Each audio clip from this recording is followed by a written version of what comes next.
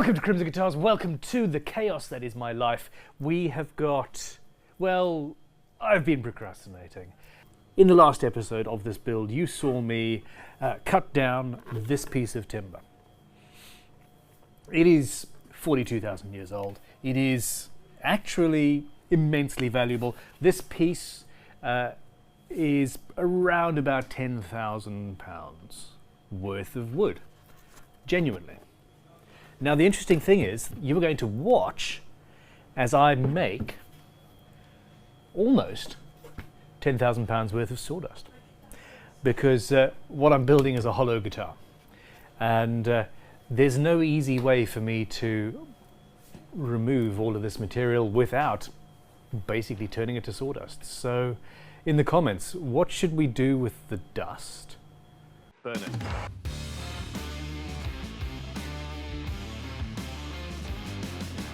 Perfect! This is going to be an absolutely epic guitar. Let's have a look. The timber is cool. The timber is very, very cool.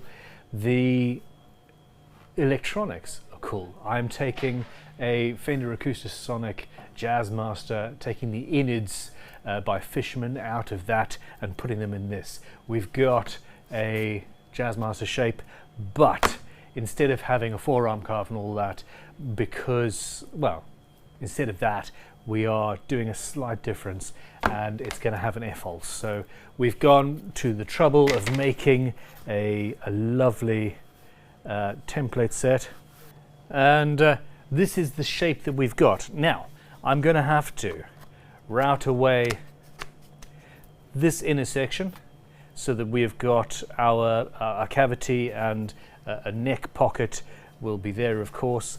I then need to, after the fact, route away a second lip that will be lower in, so that the top will have something to sit on. And the top is also a bit of an issue, so we will, hold on, shouldn't have done that. That stays in there, that goes there. This is going to be a top section, and that's a little bit loose because I want to have a pinstripe of black veneer going around the outside. This will match the neck blank that we made.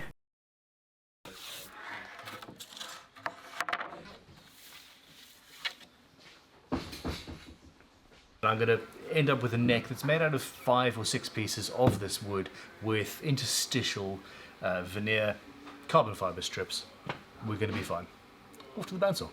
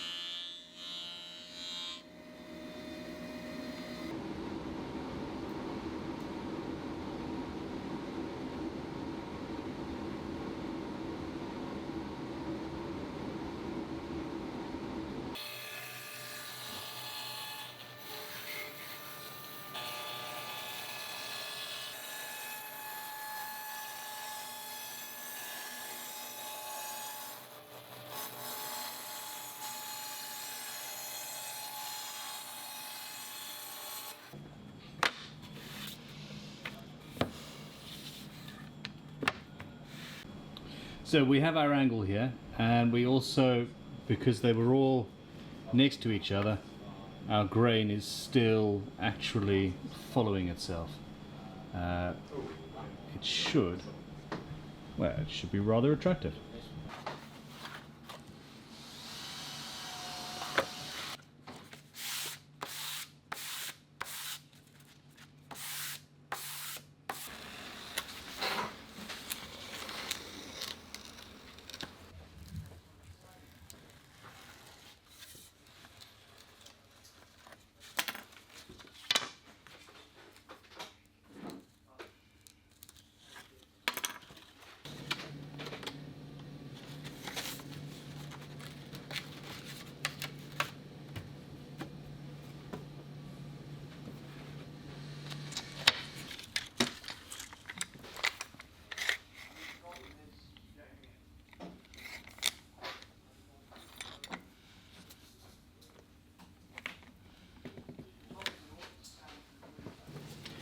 Okay, this is multiple layers of veneer and wood.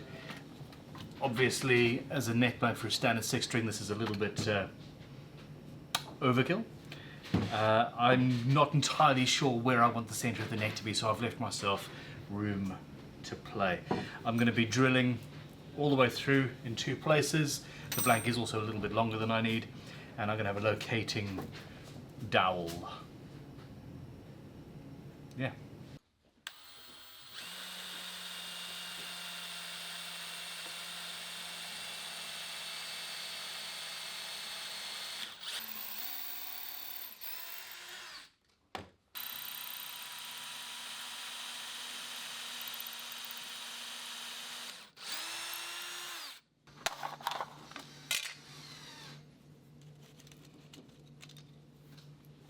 This is prepared, holes are drilled. I have got a monumental glue up, and I'm going to put some isotunes in and zone out. So goodbye. Crimson 10. Get your own set. They're incredible. Like, transformative. I'm not even joking. Let's go.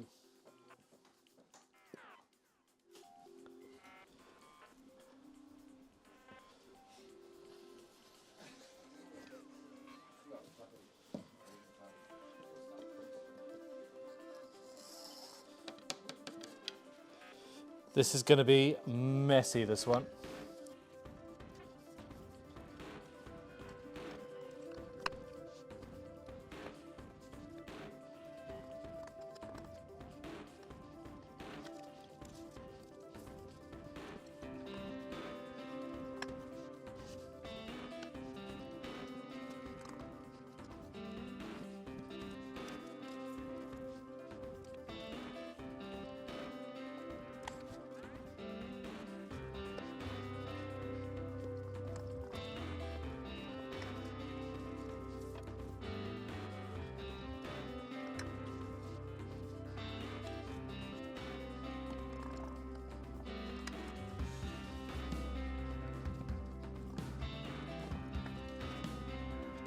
Oh, well, that took 8 minutes.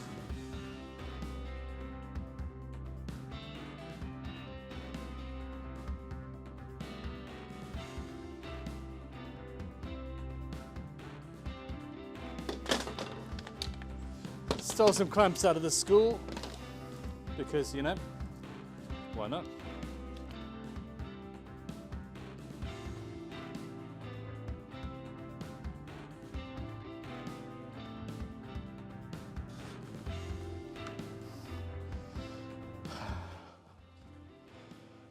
Okay, so that was a 13-minute glue up of 1, 2, 3, 4, 5, 6, 7. Well, 7 pieces of wood, but it was 13 chunks of material in all. Don't do this at home, folks. Nice.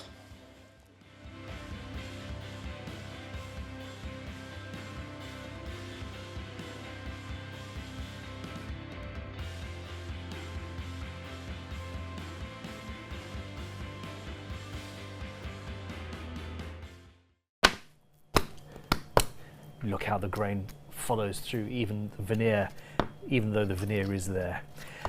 Yeah, so that pinstripe is going to follow the neck blank, and most importantly, because the flaming is so straight through it, I can inlay this top section down inside, and the grain will still line up. There's not very much lateral movement. That excites me very much, and this is why I've done away with the forearm carve, because the whole thing is just going to suck in, and it's going to be cool. And then of course airfoil, because why not?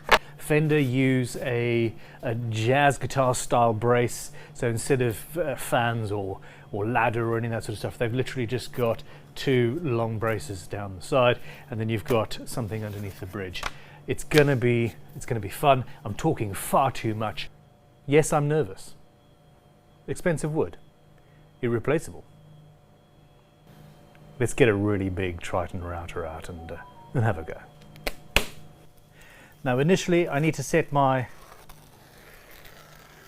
outline. That's where we're working to.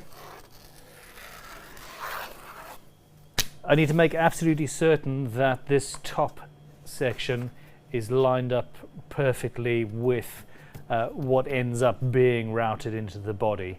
So I'm going to draw the rest of it on, including the F-holes, etc., and put in some locating pins.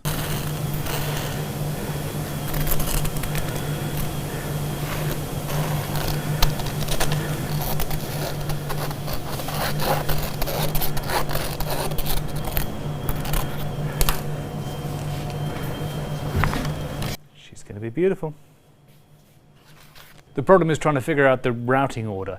What I would like to do ideally is set the outline and then route from there, which is what I normally do on a guitar. In this case though, I need to be able to clamp templates to the outline, to the excess wood. So the last thing I'm going to do is the outer shape of this guitar. That's stressing me out, man. So what I'm going to do is I'm going to make the top section that's going to be inlaid into the body, and I know exactly where that is because I've now got my two marks there. I'm going to make this whole thing, once this is routed out and set, then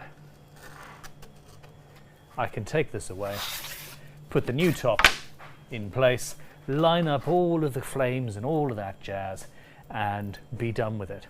Now, in order to make sure that this lines up properly, I'm going to drill a locating hole in the neck pocket because I'm not routing that out at this point. And let's say I'll leave a little corner on the edge or something that I have to cut away, and there'll be a locating hole also just off there.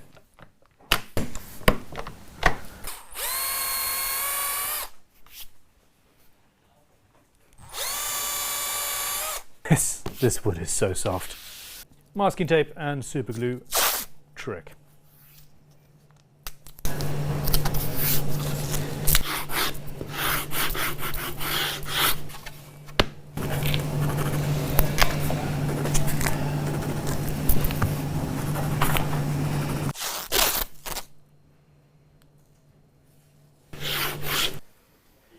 You don't want too much superglue. You don't want this permanently glued to anything.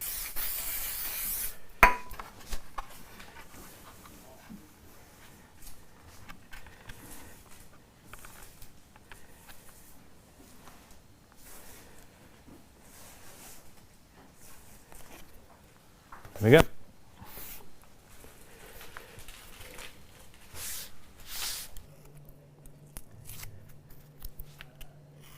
And it's off to the bandsaw.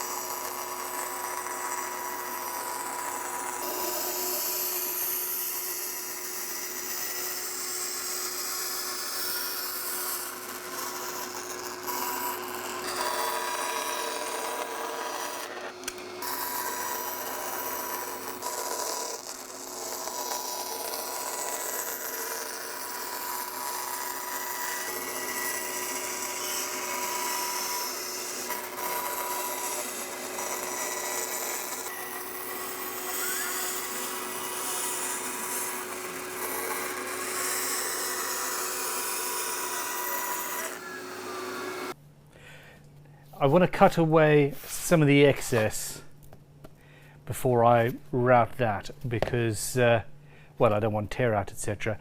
I don't have the standard saw that I would use, so I'm going to use one of these babies. This is a keyhole saw made by RBB Tucker in 1995. Check out my sister business, vintagetoolshop.com, if you are, well, if you fancy tempting yourself with pretty and varied vintage and used tools. Let's drill a couple of holes and start the cut.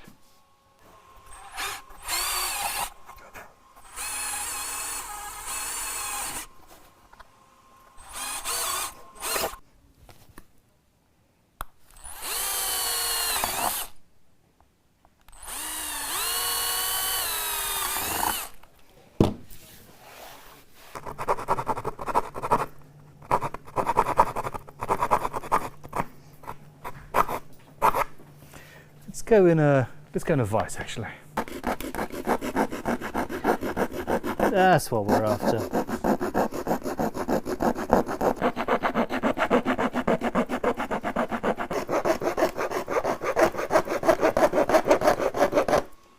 This is fun.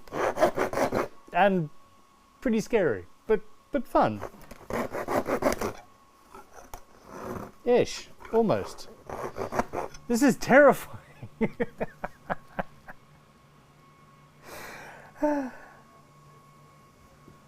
Yeah.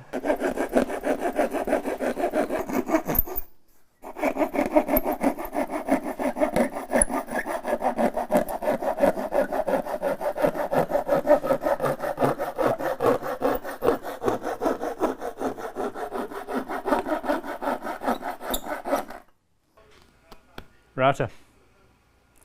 1/4 inch bit. Do nicely.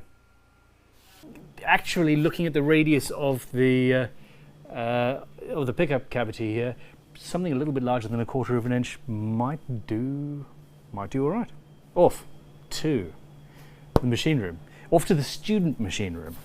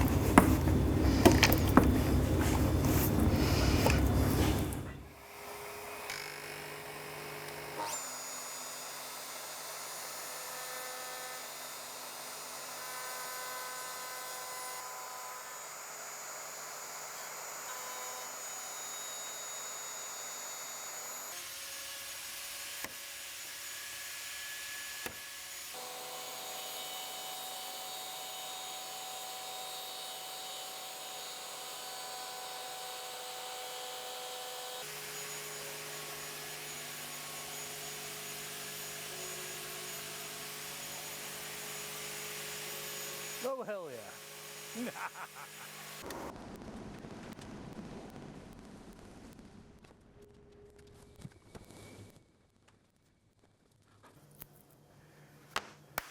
We're good. There we go. Gently does it.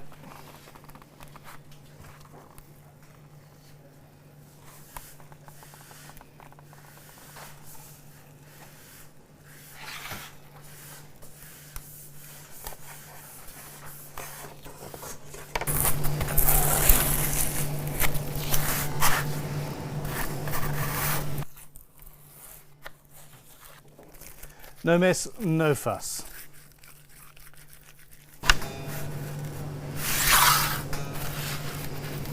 And guess who forgot to leave a section for his second pin there? Yep, That was me. There we go. And essentially you can line up the flames. So as I recess that into the body, it's going to be, well, it's going to look like I've done a little bit of magic, actually, which is exactly the point. So, at this stage,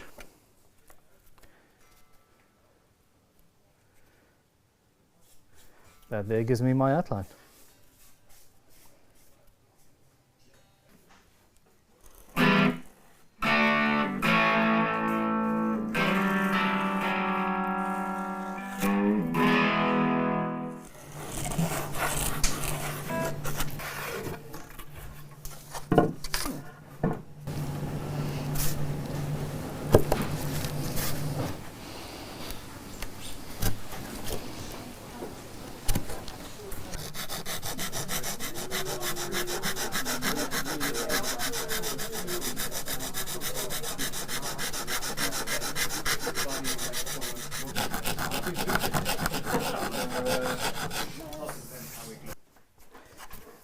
All right, well, I think that calls, well, that's that. I'm supremely happy that this is coming together.